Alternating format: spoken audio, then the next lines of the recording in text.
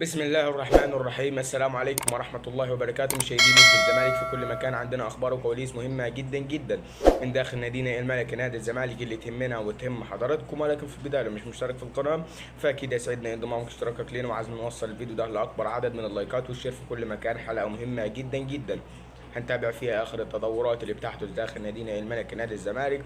ويلا بينا على التفاصيل اللي معانا في الفيديو ده.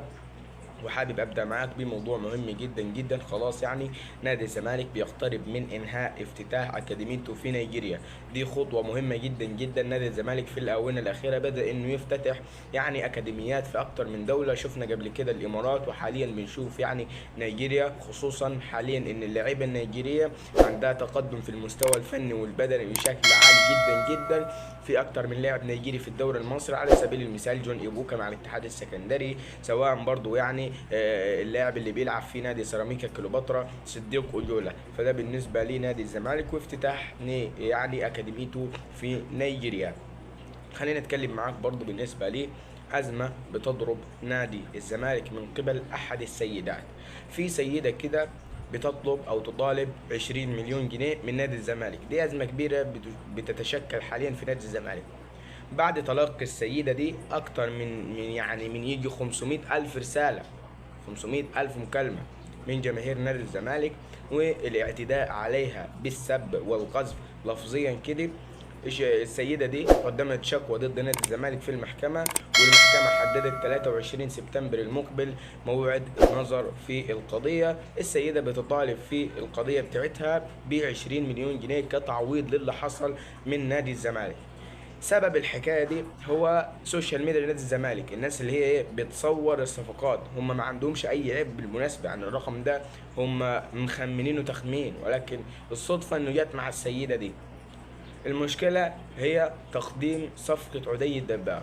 لما كلنا عارفين عدي الدباغ والرقم اللي اخره 1907 كنسل عليه الراجل، ورقم ال 1911 الراجل برضه فتح عليه. فدي هي الازمه دلوقتي، ان انت تخلي بالك من اللي جاي، تخلي بالك من عواقب اللي انت بتعمله، لان كده في احتمال بنسبه 60% ان الست دي تكسب القضيه، لان انت كده بتسبب ازعاج للناس. فهنشوف المحكمة هتحكم بإيه، وهل يعني الكلام ده المحكمة يعني هتؤمر بإنه مثلا كسبيل المزاح، كسبيل مثلا إنه محدش واخد باله من الموضوع. لا، هنشوف المحكمة يعني هتحكم بإيه في هذه القضية المقدمة ضد نادي الزمالك. خلينا نتكلم معاك برضو بالنسبة للدكتور أشرف صبحي واللي بيقترب من إعادة أرض الزمالك في أكتوبر. يعني عرفنا من أحد المصادر تفاصيل مهمة إن معالي الدكتور أشرف صبحي وزير الشباب والرياضة تدخل لحل أزمة أرض نادي الزمالك في 6 أكتوبر. وفي تطورات مهمة وتطورات يعني في الأزمة، أو خلاص الأزمة أوشكت على الانتهاء. الزمالك كلها يعني إجراءات بسيطة وهترجع ليه الأرض، كلها مسألة وقت.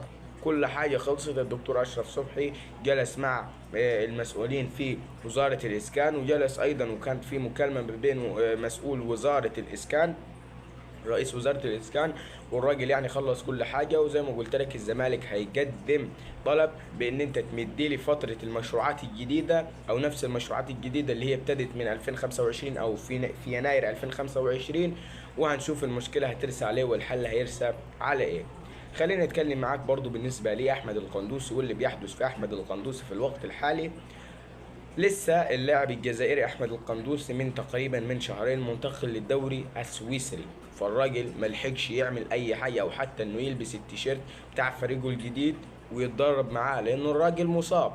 الزمالك صحيح كانت فيه مفاوضات وكانت فيه فكرة إن الراجل هيروح احتراف شهر ولا شهرين أو حتى 5 شهور، وهيرجع الدوري المصري لنادي الزمالك.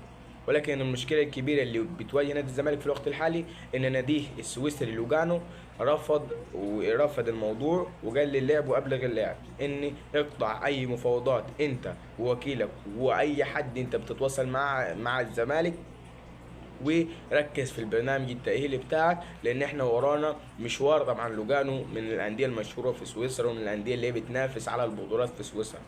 فالناس في لوجانو طلبوا اللعب بالتركيز وضرورة التركيز مع الفريق لتحقيق أفضل استفادة وأفضل إمكانيات واستخراج أفضل إمكانيات من اللعب. فده بالنسبة لأحمد القندوسي واللي بيحصل معاه. وخلينا نقول لك تقريبا من 4 أو 5 أسابيع الزمالك فقد التواصل مع القندوسي نهائيا.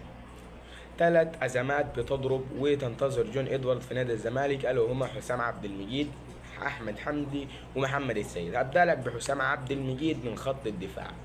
خليني اقول لك ان في محاولات بتحدث مع حسام عبد المجيد، محاولات كبيره جدا جدا، ولكن نتائجها قليله. الراجل لسه متمسك بفكره ال40 مليون، وكنت قلت لك في حلقه امبارح ان الزمالك عرض عليه 25 مليون جنيه كاش و15 مليون جنيه اعلانات ومكافآت حال تقديم مستوى مميز مع الزمالك.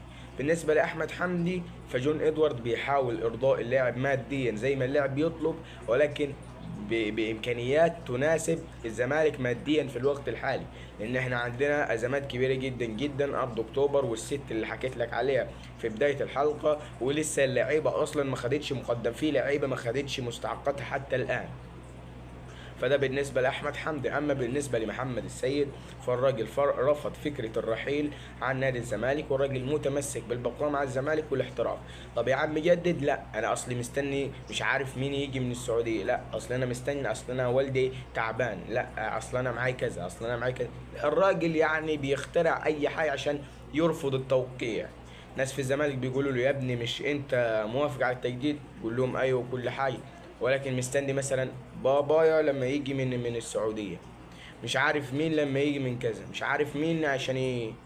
يعني شغل فارغ، وشغل محمد السيد بيتلكك انه يعني ايه يجز كده على الزمالك، او يعني يلت الزمالك لحد يناير، وبعد كده الراجل يروح طريقه للفريق الاحمر الغريم التقليدي للملكي. شكرا لكم في النهايه، والسلام عليكم ورحمه الله وبركاته.